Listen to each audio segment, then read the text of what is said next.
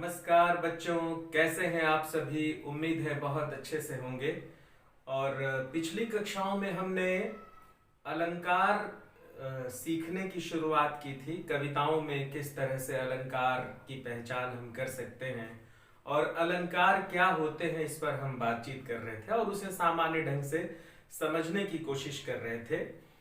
कुछ इस तरह से समझने की कोशिश कर रहे थे कि परीक्षाओं में किस तरह के अलंकार पूछे जाते हैं और उनकी पहचान कैसे होती है। तो अभी तक दो तीन कड़ियों में हमने अलंकार अलंकार के भेद समझ लिए थे और पिछली कड़ी में हमने शब्दालंकार के भेद को समझा था। मैं आपको एक बार फिर से बता दूं कि शब्दालंकार वे अलंकार होते हैं जिसमें शब्दों के माध्यम से चमत्कार उत्पन्न होता है ना। अनुप्रास है, श्लेष है, यमक है, इस पर हमने बातचीत की थी। और अब आज का ये जो पीरियड है उसमें हम अर्थालंकार के बारे में बातचीत करेंगे। जैसा कि मैंने आपको बताया था कि दो तरह से हम कविताओं का श्रृंगार कर सकते हैं, शब्दों के चमत्कारिक प्रयोग से और अर्थों के चमत्कारिक प्रयोग से। तो शब्दों का जो चमत्कारिक प्रयोग होगा वह शब्दालंकार कहलाएगा और जहां पर विशेष अर्थ हमें दिखाई देंगे वहां अर्थालंकार होगा। तो आज हम अपनी कक्षा की जो शुरुआत करने जा रहे हैं वो अर्थालंकार को समझने के लिए कर रहे हैं। तो आइए हम इस पर बातचीत करते हैं।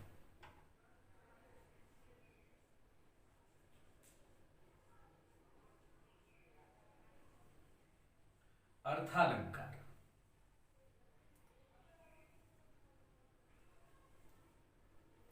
बच्चों, क्या होता है अर्थालंकार? यूं तो जब हमने अलंकारों का परिचय प्राप्त करना शुरू किया था तो हम इस बात को समझने की कोशिश कर रहे थे कि अर्थालंकार क्या है।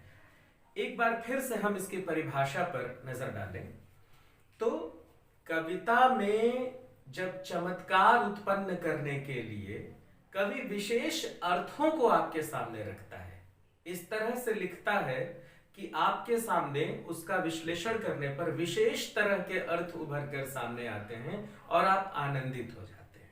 कहने का मतलब यह है कि जब कविता के अर्थ कविता में चमत्कार उत्पन्न करते हैं, जब कविता के अर्थ इतने खूबसूरत होते हैं कि उससे कविता में चमत्कार उत्पन्न हो जाता है, उसे हम अर्थालंकार कहते हैं। सामान्य तौर पर अगर आपसे कोई पूछे कि अर्थालंकार किसे कहते हैं तो बहुत ही आसान है। जब आप ये बता सकते हैं कि जब किसी कविता में अर्थ के माध्यम से चमत्कार उत्पन्न होता है या अर्थ के माध्यम से जब कविता को सजाया जाता है, काव्य का श्रृंगार किया जाता है, तो वहां पर अर्थालंकार होता है।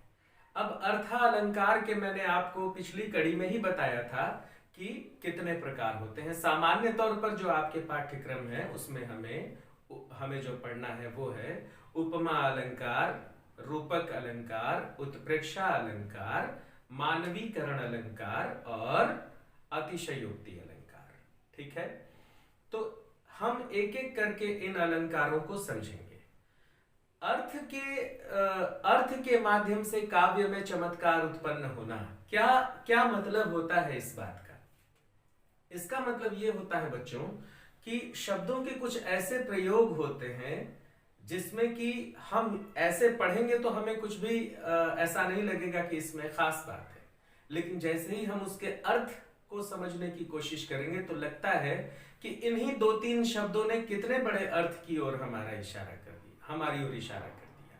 मतलब ये दो तीन शब्दों का प्रयोग इस तरह से हुआ कि इसने बहुत बड़े अर्थ को हमारे सामने रख दिया। तो इस तरह से हम अर्थालंकार को समझ सकते हैं। ठीक है, तो अर्थालंकार को समझने के लिए बच्चों हमें कुछ महत्वपूर्ण बिंदुओं को समझना होगा, उसके बाद ही हम अर्थालंकार के प्रत्येक अर्थ को समझ सकते हैं। अर्थालंकार में एक उपमेय होता है, एक उपमान होता है ना, एक साधारण धर्म होता है और वाचक शब्द होते हैं। ठीक है बच्चों, तो जो वाचक शब्द होते हैं वे क्या होते हैं? साधारण धर्म वे क्या होते हैं? उपमान क्या होते हैं? उपमेय क्या होते हैं? इन्हें हमें समझने की जरूरत है। ठीक है, तो आइए हम अर्थालंकार शुरू करें। इससे पहले हम ये समझ लें कि उपमेय, उपमान, साधारण धर्म और वाचक शब्द क्या होते हैं।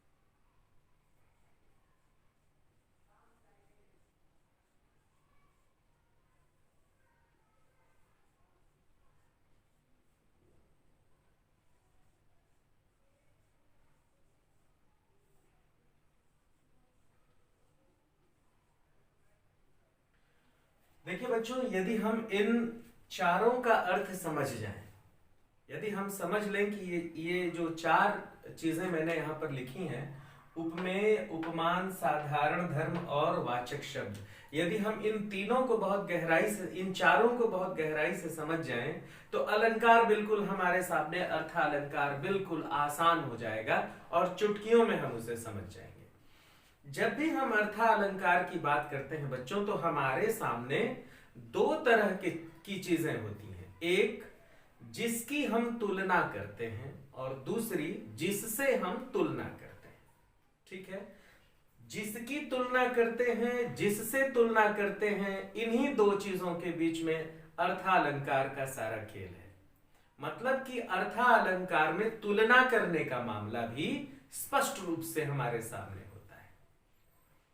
अर्थालंकार को यदि हम इस तरह से समझें कि इस तरह के अलंकारों में हम दो चीजों की तुलना करते हैं, कभी हम एक चीज को दूसरे के समान बताते हैं, कभी एक चीज को हम दूसरा चीज मान लेते हैं, कभी एक चीज को हम दूसरे चीज के समान कल्पना करने लगते हैं, कभी हम एक चीज को माने अगर एक चीज प्रकृति है तो उसे हम मनुष्य मान लेते हैं।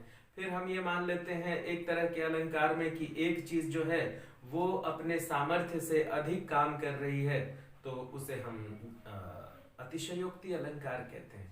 तो पूरा मामला जो है, जो पांचों अलंकार हैं अर्थालंकार के, वह दो चीजों की तुलना, समानता, संभावना और क्षमता से अधिक कार्य करने की प्रवृत्ति।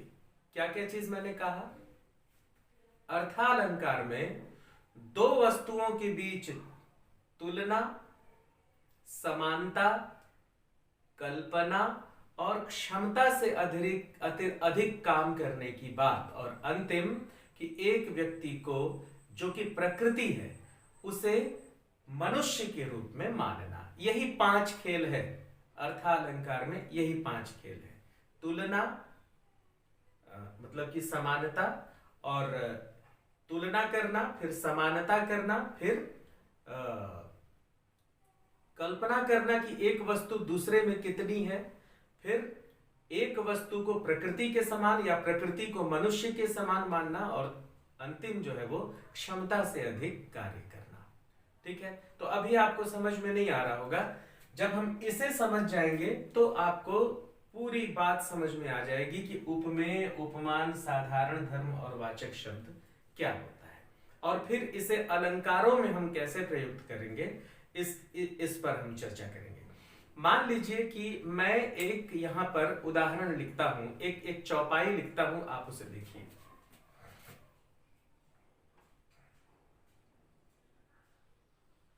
देवी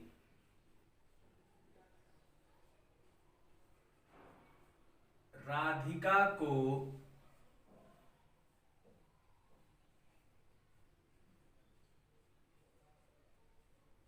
प्रतिबिंब सो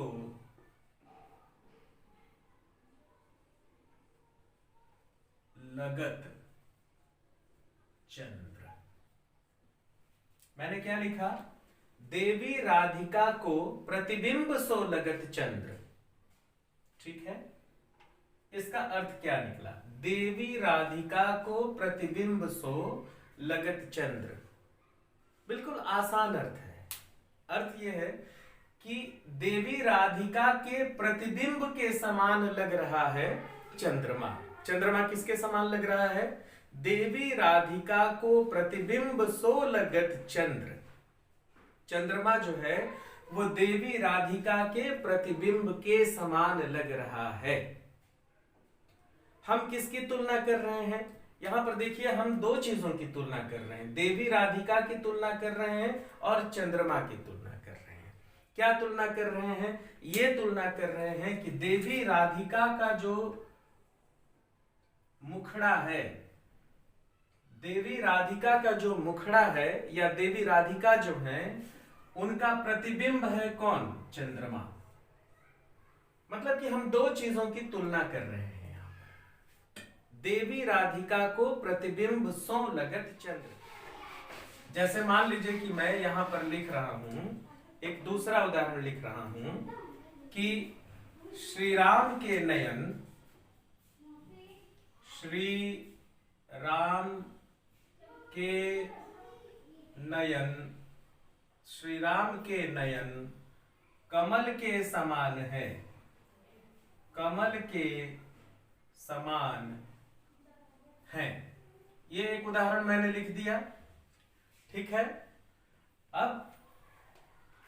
अब इसमें हम इन चीजों को ढूंढने की कोशिश करते हैं। देखिए यहां पर मैंने राम के नयन की तुलना कमल से की है कि राम जी के की जो आंखें हैं वो किसके समान है?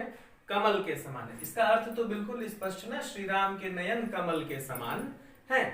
मतलब श्री राम जी के जो नयन है, श्री राम की जो आंख है वह कमल के समान है, एकदम अर्थ स्पष्ट है। तो अब आइए इसमें उपमेय, उपमान, साधारण धर्म और वाचक शब्द हम ढूंढते हैं। तो किसकी तुलना की जा रही है बताइए जरा आप सभी? राम जी के नयन, राम के नयन की यानी राम जी के आंखों की तुलना की जा रही है। तो उपमेय क्या हो जाएगा? राम के नयन। ये क्या हो जाएंगे? उपमेय। ये हो जाएगा उपमेय। किससे तुलना कर रहे हैं हम? कमल से तुलना कर रहे हैं, तो कमल क्या हो जाएगा? उपमान। ठीक है। अब यहां पर आप देखिए कि साधारण धर्म मतलब होता है गुण। किस गुण की तुलना कर रहे हैं आप? तो यहां पर तो नहीं लिखा है कि श्री राम के नयन कमल के समान सुंदर है। आपको खुद समझना पड़ेगा कि किस गुण की तुलना की जा रही है। तो बताइए किस गुण की तुलना की जा रही है? निश्चित रूप से श्री राम के जो नयन हैं वह कमल के समान सुंदर हैं, कोमल हैं, बड़े हैं, गुलाबी हैं। ये सारे मतलब कि सुंदरता, सौंदर्य, इसकी तुलना की जा रही है। तो साधारण धर्म क्या हो जाएगा? आंख का सुंदर होना। क्या हो जाएगा? आंख का सुंदर होना। ये क्या हो जाएगा? साधारण धर्म। और वाचक शब्द के समान, ये जो समान है ना, के समान, समान, ज्यों, है ना, ज्यों, जिमी, जैसे, है ना, से, सरिस, ये सारी चीजें क्या हो जाती हैं? ये हो जाती हैं, ये हो जाते हैं वाचक शब्द। तो यहां पर वाचक शब्द क्या है? समान। अब आइए एक उदाहरण मैं और देता हूं जिससे कि आप सभी को ये चारों चीजें और स्पष्ट हो जाएंगी। देखिए मैं इसे मिटाता हूं और एक उदाहरण मैं आपको और देता हूं। ये आपकी जो किताब है उससे ही मैंने ये उदाहरण लिया है और उसमें हम सभी समझने की कोशिश करते हैं। देखिए, पाहुन ज्यों आए हों गांव में शहर के, पाहुन ज्यों आए हों गांव में शहर के, मेघ आए। आप ही की किताब से उदाहरण है, मेघ आए बड़े। पाहुन ज्यों आए हों गांव में शहर के, मेघ आए बड़े बंठन के संवर के। अब यहां पर देखिए कि हम किसकी तुलना किससे कर रहे हैं? पाहुन मतलब क्या होता है बच्चों? पाहुन मतलब होता है मेहमान, मेहमान। और एक और पाहुन का अर्थ होता है जिसे हम कहते हैं दामाद, दामाद। तो दामाद, पाहुन ज्यों आए हो गांव में शहर के।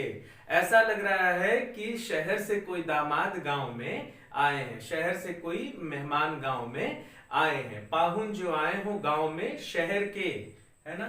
मेघ आए बड़े बन ठन के संवर के, बिल्कुल वैसे ही मेघ जो है वो बन ठन के और संवर के आए हैं। तो पाहुन की, मेघ की तुलना किससे की जा रही है? मेघों की तुलना पाहुन से की जा रही है कि मेघ किस तरह से आए हैं? मेहमान की तरह आए हैं, दामाद की तरह आए हैं।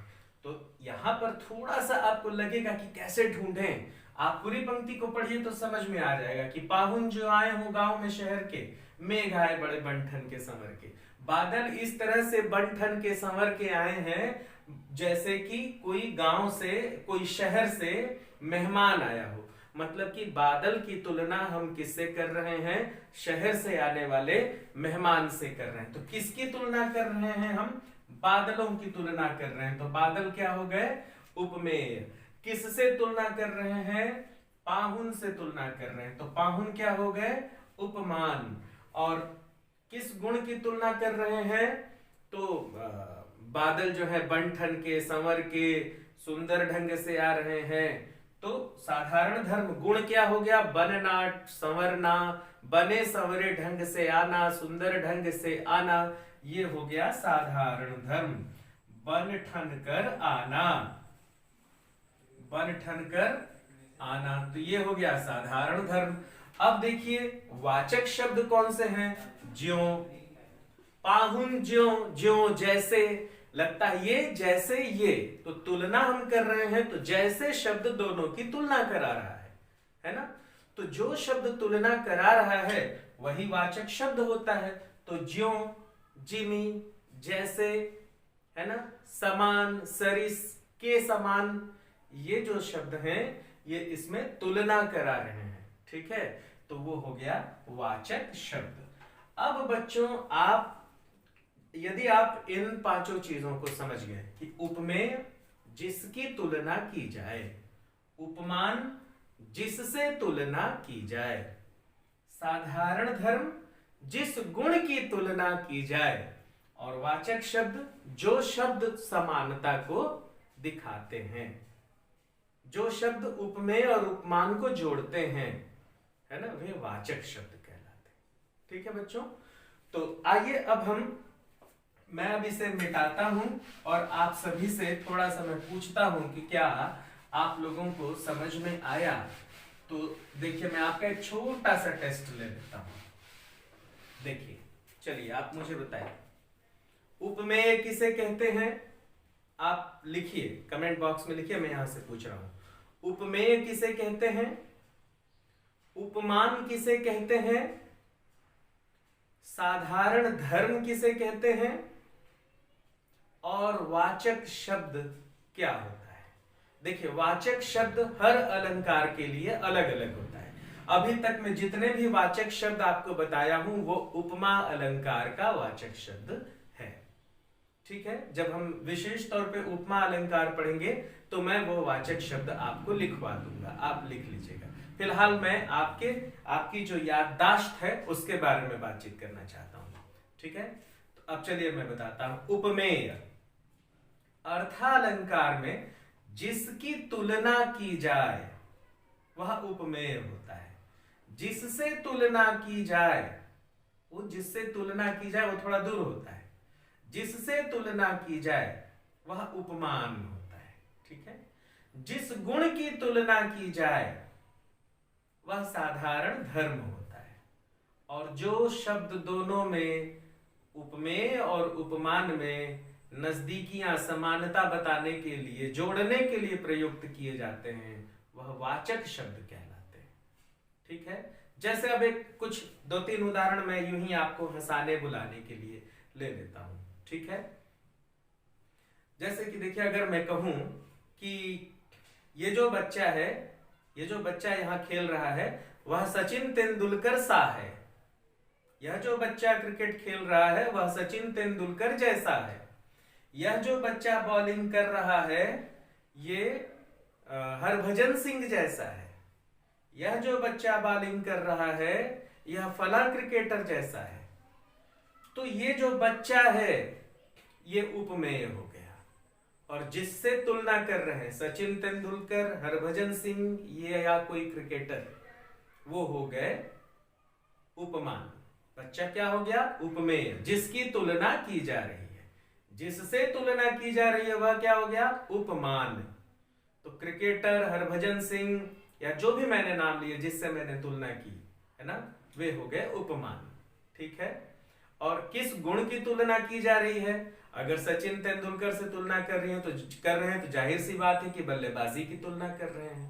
हरभजन सिंह से तुलना कर रहे हैं तो जाहिर सी बात है गेंदबाजी की तुलना कर रहे हैं। क्रिकेटर से तुलना कर रहे हैं तो जाहिर सी बात है कि खिलाड़ी होने की तुलना की कर रहे हैं, हम कोई विशेष गुण की बात नहीं कर रहे हैं, है ना। तो जिस गुण की बात कर रहे हैं, यह बच्चा सचिन तेंदुलकर के समान है, तो बच्चा उपमेय, सचिन तेंदुलकर उपमान। अब आप कल्पना करिए किस गुण की? बल्लेबाजी की। तो साधारण धर्म बल्लेबाजी और वाचक शब्द के समान, सचिन तेंदुलकर के समान। अब देखिए, यह बच्चा ऐसे कलाबाजी खाता है जैसे कि बंदर। यह बच्चा ऐसे सर्कस करता है जैसे कि बंदर। यह बच्चा उपमेय। बंदर से तुलना कर रहे हैं, उपमान। किस गुण की तुलना कर रहे हैं? कलाबाजी खाने की, सर्कस करने की। साधारण धर्म कलाबाजी खाना, सर्कस करना, है ना। जैसे कि बंदर, वाचक शब्द जैसे। अब मेरे ख्याल से आपको बहुत अच्छे से समझ में आ गया होगा कि नहीं समझ में आया? अगर अब भी समझ में नहीं आया तो कमेंट बॉक्स में लिखिए ये 5 चीजें आपको समझ में आई कि नहीं आई। क्या क्या? उपमेय, उपमान, साधारण धर्म, वाचक शब्द। ठीक है। उपमेय, ये 4 चीजें, उपमेय, उपमान, साधारण धर्म और वाचक शब्द। ये जो 4 चीजें मैंने आपको समझाई, बताइए आपको समझ में आया कि नहीं आया? अगर इतना समझ में आ गया तभी आगे के 5 आप अर्थालंकार समझ पाएंगे, अन्यथा नहीं समझ पाएंगे। क्योंकि आगे जब हम बात करेंगे तो उपमेय और उपमान संबोधित करते हुए बातचीत करेंगे। ठीक है। तो चलिए बच्चों, मुझे लग रहा है कि आपको समझ में आ गया है। ठीक है। तो अब हम जो इसका पहला अलंकार है, उपमा अलंकार, अगर आप कहें तो मैं उस पर बात करता हूं। जो सबसे पहला अलंकार हमको अर्थालंकार में समझना है बच्चों, वह है उपमा अलंकार। और अब तक मैंने आपको जितने भी उदाहरण दिए वह उपमा अलंकार के ही उदाहरण दिए। तो इसे हम एक विशेष रूप से एक बार अलग से हम समझ लेते हैं कि उपमा अलंकार क्या होता है। यहां पर मैं लिखता हूं, देखिए, अर्थालंकार अर्थात इसमें हम अभी उपमा अलंकार की बात करेंगे। उपमा अलंकार। हाँ, अब इसे आप देखिए, इसमें मैं उपमेय उपमान के शब्दों के साथ बात करूंगा। उपमा अलंकार की परिभाषा क्या होती है? जब उपमेय की तुलना गुणों में समानता के कारण उपमेय की तुलना उपमान से करते हैं। देखिए, गुणों में समानता के कारण, किसके कारण? गुणों में समानता, गुणों में समानता के कारण, गुणों में समानता के कारण उपमेय और उपमान की तुलना है ना। गुणों में समानता के कारण उपमेय और उपमान की तुलना करते हैं, तो वहां पर उपमा अलंकार होता है। मतलब कि जब हम उपमेय के किसी गुण की तुलना उपमान से करते हैं, एक व्यक्ति के गुणों की तुलना दूसरे व्यक्ति से करते हैं, एक वस्तु के गुणों की तुलना दूसरे वस्तु से करते हैं, तो वहां पर उपमा अलंकार होता है। और ये गुण कुछ भी हो सकता है, सौंदर्य हो सकता है, रूप हो सकता है, ताकत हो सकता है, बुद्धि हो सकती है, क्षमता हो सकती है, कुछ भी, कोई भी गुण, क्रोध, गुस्सा, सब कुछ, कोई भी गुण, किसी भी गुण की तुलना हम कर सकते हैं, है ना। यह आदमी बहुत क्रूर है, बिल्कुल वैसा जैसा कि कंस। किस गुण की तुलना किए? क्रूरता की तुलना किए। उपमेय कौन है? यह व्यक्ति। उपमान कौन है? कंस। वाचक शब्द क्या है? जैसा कि। ठीक है, तो उपमा अलंकार गुणों में समानता के कारण। और ये तुलना क्यों होती है? निश्चित रूप से गुणों में समानता है तभी तो। अब हम एक दुबले पतले मरियल से व्यक्ति की तुलना हाथी से कैसे कर सकते हैं? कर सकते हैं क्या? यह दुबला पतला सा आदमी हाथी के समान है, ये गलत तुलना है, बिल्कुल गलत तुलना है। एक हम शक्तिशाली व्यक्ति की तुलना हाथी से कर सकते हैं कि यह व्यक्ति इतना शक्तिशाली है जैसे हाथी, है ना। तो उपमान कौन हो गया? उपमेय कौन हो गया? यह व्यक्ति। उपमान कौन हो गया? हाथी। किस गुण की तुलना कर रहे हैं? शक्ति की तुलना कर रहे हैं। और वाचक शब्द क्या हो गया? के समान। समझ में आ रहा है कि नहीं आ रहा है? आ रहा है ना। चलो अब मैं यहां पर एक उदाहरण लिखता हूं यहां पे, और इसमें हम लोग उपमेय उपमान को पहचानने की कोशिश करते हैं। देखो, थोड़ा सा अच्छा उदाहरण लिख रहा हूं जिसमें कि थोड़ा कठिन भी हो, उसे हम सरल बना के और उसे हम जान सकें। देखो, मौसम दीन नदीन हित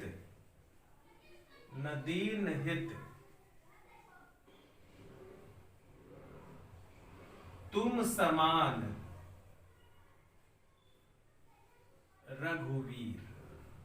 अब बच्चों इसमें आप देखिए, अभी तक तो हम सरल उदाहरण पे बातचीत कर रहे थे। अब इसमें हम देखते हैं मौसम दीन। दीन मतलब होता है दुखी। दीन मतलब क्या होता है? दुखी। दीन, दुखी, दीन, दीन अवस्था, हीन अवस्था कहते हैं ना। तो दीन मतलब होता है दुखी। तो कह रहे हैं मौसम दीन। मो मतलब मैं, सम मतलब समान, दीन मतलब दुखी। मेरे समान दुखी, न दीन हित, और न दीनों का हित करने वाला तुम्हारे समान रघुवीर। हे श्री राम, मेरे जैसा कोई दुखी नहीं है और तुम्हारे जैसा दुखियों का कल्याण करने वाला कोई नहीं है। हे श्री राम, आप दुखियों का कल्याण करने वाले हैं, आप जैसा कोई नहीं है, और मैं दुखी हूं, मेरे जैसा दुखी कोई नहीं है। तो यहां पर देखिए, मो मतलब मैं, किससे तुलना कर रहा हूं मैं? अपनी दीन से तुलना कर रहा हूं। मो सम दीन, मेरे समान दुखी। मैं कौन हो गया यहां पर? मैं अपनी तुलना कर रहा हूं, मैं हो गया उपमेय। किससे तुलना कर रहा हूं? दीन से तुलना कर रहा हूं। दीन क्या हो गया? उपमान। मौसम दीन न दीन हित तुम समान रघुवीर। हे रघुवीर, मैं किसके समान हूं? दीन के समान हूं। और तुम रघुवीर, आप कौन है? दीन हित के समान है। तो रघुवीर कौन हो गए? उपमेय हो गए।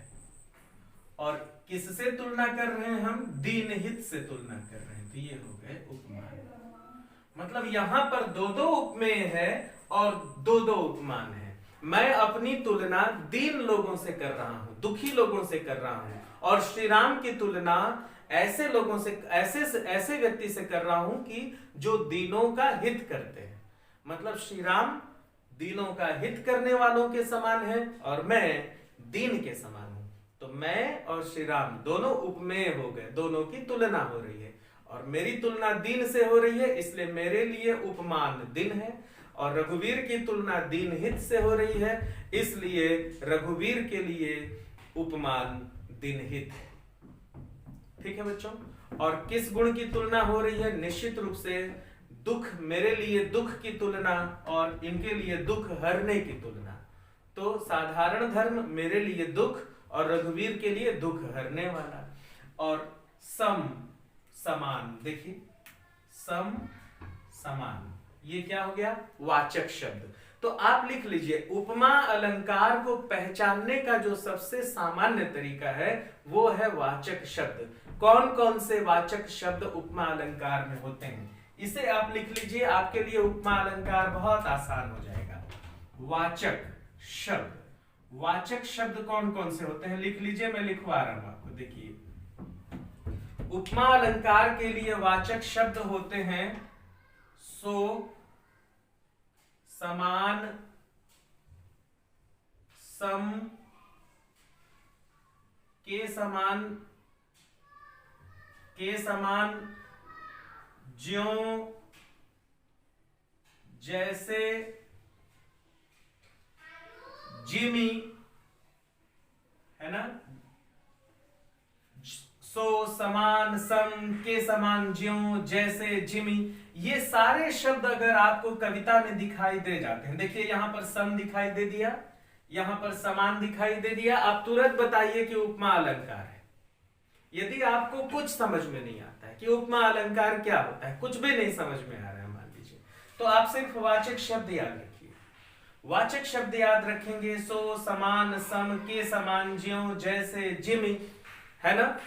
तो आप के समान भी लिख लीजिए। हाँ देखिए, मैंने के समान लिखा हुआ है, सो, समान, के समान, सम, ज्यों, जैसे, जिमी। तो ये शब्द अगर आपको कविता की पंक्ति में दिखाई देते हैं, फिर से मैं बोल रहा हूं, बहुत ही अच्छे से दिमाग में बिठा लीजिए कि सो, समान, सम, के समान, ज्यों, जैसे, जिमी, ये अगर दिखाई दे रहे हैं तो उपमा अलंकार है। कुछ मत समझिए, अगर कुछ समझ में नहीं आ रहा है तो बस इतना समझिए कि पंक्ति में अगर ये शब्द आ रहे हैं तो उपमा अलंकार है। तो इस तरह से बच्चों आप देखिए कि हमने उपमा अलंकार का एक उदाहरण समझ लिया। अब आइए एक बहुत ही सरल उदाहरण मैं आपके सामने उपमा अलंकार का देता हूं, वो और ज्यादा आपके सामने स्पष्ट हो जाएगा।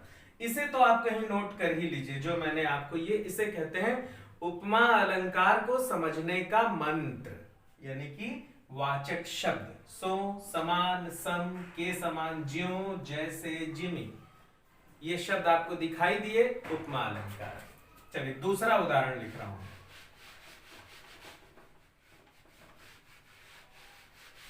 देखिए, हाँ, फिर एक उदाहरण मैं आपको दे रहा हूं, वो ये है कि जिमी अमोघ रघुपति कर बाना। जिमी अमोघ रघुपति, जिमी अमोघ रघुपति कर बाना। जिमी अमोघ रघुपति कर बाना, एही भांति,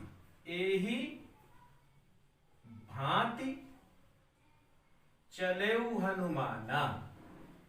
एही भांति चलेऊ, ऊ कर लीजिए हम, एही भांति चलेऊ हनुमाना। जिमी अमोघ रघुपति कर बाना, एही भांति चलेऊ हनुमाना। अब देखिए, जिमी अमोघ रघुपति कर बाना, देखिए अब कुछ मत समझिए आप इसमें। मैंने आपको एक मंत्र दिया था ना, वाचक शब्द याद करिए, उसमें ज्यों, जिमी, जैसे था। तो पहला पहचान तो आपके लिए यही हो गया कि ये है जिमी। सीधे बताइए उपमा अलंकार है, क्योंकि आपको इसमें वाचक शब्द क्या दिखाई दे दिया, जिमी। ना आपने अर्थ समझा, क्योंकि परीक्षा में आपको बहुत कुशलता से सही उत्तर देना है। आपको प्रकांड विद्वान नहीं बनना है अलंकार का, आपको विद्यार्थीयोचित गुण दिखाना है कि आप कैसे न्यूनतम सीख में भी अधिकतम सफलता हासिल कर सकें। ठीक है, तो जिमी अमोघ रघुपति कर बाना, एही भांति चलेऊ हनुमाना। तो जिमी, ज्यों, जिमी, जैसे, मानो, ज्यों, जिमी, जैसे, सम, के समान, है ना, सो, ये मैंने यहां पर लिख के आपको दिखाया था, सो, समान, के समान, ज्यों, जिमी, जैसे, है ना।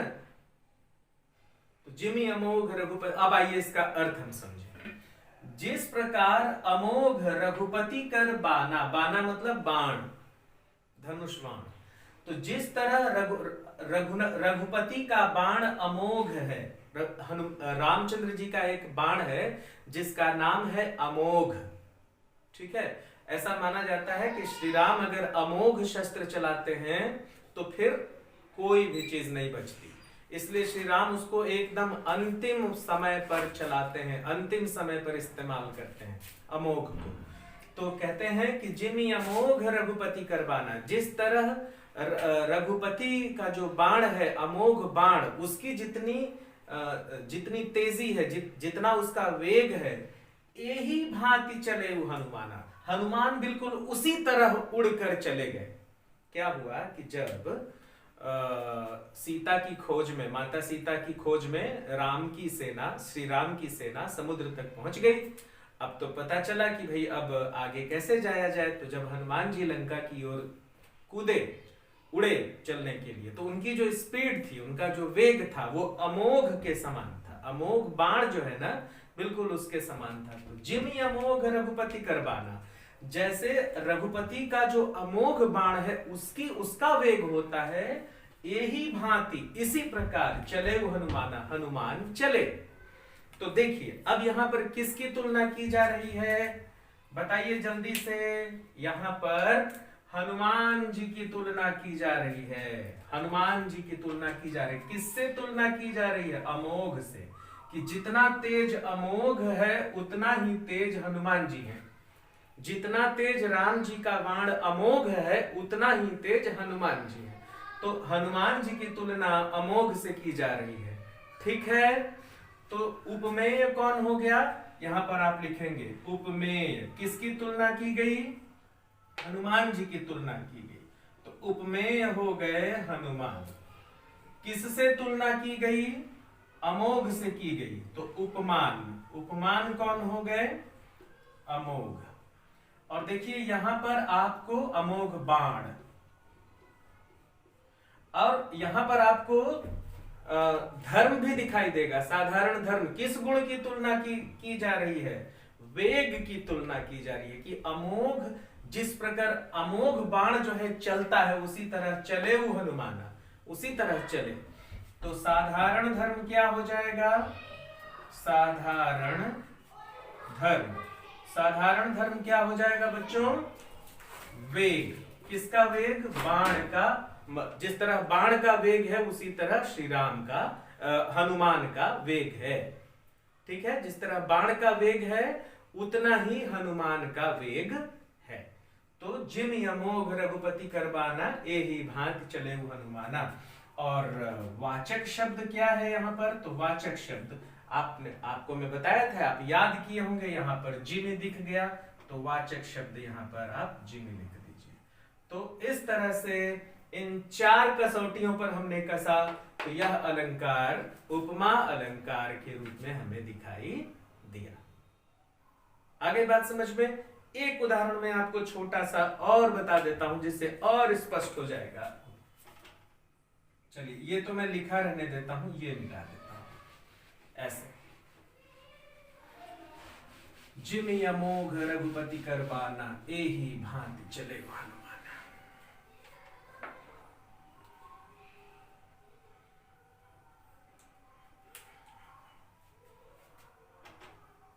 रोमांचित सी